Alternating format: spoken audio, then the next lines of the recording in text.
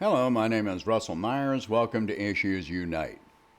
All right, so in my last podcast, I covered the fact that we are our own heroes, that we are the solutions to our problems. As long as we accept the responsibility of that mantle willingly, wholeheartedly, and bring all of our motivation and dedication to that table. But there is even more to it than that. We are indispensable. We are vital. We are mandatory pieces of the machine, the system. None of it works without us. Again, none of it works without us. Without us, there is no economy. Consumers make the economy. Once you try and separate the economy from the people, the part divided from the people becomes useless. Take the stock market. Okay, it reaches record highs. What does that mean? What does it do for the economy, for the people? Absolutely nothing. It's numbers in a computer system which reflects nothing at all about the living conditions of actual people. The rich can have money, but without people, it does nothing for them. Contract to have a building built. Without labor, there will be no building. If the building gets built, without labor, there are no workers to occupy the building and to conduct business. Without workers, you can fill warehouses. But that means workers have to grow, farm, mine, process, manufacture items to fill the warehouse, or it remains empty. To move products from warehouses and fields and manufacturing plants requires truck drivers to deliver those goods. To sell products in stores requires workers to stock shelves, run cash registers, dispose of outdated products, install and change light bulbs, sweep and mop floors, repair broken equipment, etc. To drive on streets means workers must build and repair those streets.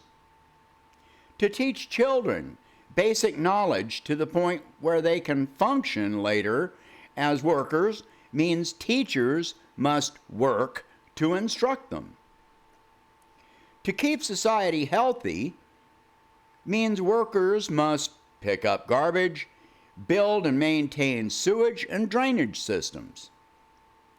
To treat the ill, including the rich, means trained medical professionals must have the knowledge, the skills, and the experience, and the equipment or medications produced by other workers to accomplish these tasks.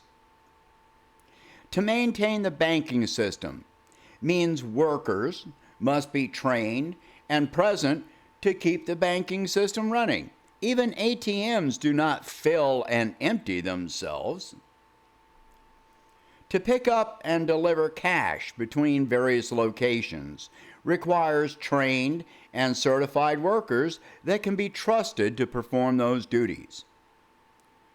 To grow crops or livestock requires workers who will plant, feed, weed, harvest, care for, deliver, and process food. To produce even corporate propaganda means workers must conceive, write, record, print, type, design, and narrate that propaganda. No matter how much they may be paid or how important they may believe themselves to be, they are still paid labor who can be replaced at any time for saying the wrong word. Without us, Without you, the oil stops flowing. Electricity stops being generated. Water stops running. Furnaces sit cold. Store shelves sit empty. Phones go unanswered. TV screens display nothing but static. Radios emit white noise. Traffic stops moving. Roads are vacant. Buildings are never built. Existing buildings decay into ruin. Agricultural fields overgrow with weeds. Cattle wander, stray, and wild. Banks are empty, strange temples to forgotten pagan gods. Weapons fall to the ground, rusting and returning to the soil. Giant mansions sit empty and open to the elements for nature to return and occupy. We are indispensable. The rich are not indispensable. Trade in the form of barter existed before any concept of modern capitalism. If we did away with the modern concept of capitalism, we would still exist. We would still produce. We would still create. We would still build. One way or another, we would continue, but the rich would no longer be rich. They cannot force us by the power of their bank account to work for them. If we come up with different methods of trade and payment, how can they stop us? Oh yeah, they can try to enact laws, but the police are workers too. You know, the military are workers. Everyone that would be enforcing this are workers. And they are part of our society, part of our community. Whether some of them like it or not, they are. So, at what point do the rich become important, mandatory? They're nothing. It's time for us to wake up and see this. And this is the road to revolution. I'm not saying to do away with money. I'm not saying to absolutely do away with capitalism, but it needs to be controlled and restricted and equalized. So many people have focused on increasing the minimum wage, but as long as the rich are still trying to get richer, then no matter how much you increase the wage, all they're going to wind up doing is increasing prices. So in that respect, yes, increasing the wage will increase prices and lead to inflation. Not because your wage has increased, but because their greed never decreases. I've written before an article which proposed, instead of focusing so much on the minimum wage and increasing that, instead we need to impose a maximum income, not wage, income, meaning from all sources. And that could be very generous, $100 million a year. If you need more than $100 million a year, you don't need more money. You need therapy. And you can definitely afford it because there's something freaking wrong with you. So if we impose a maximum wage, which includes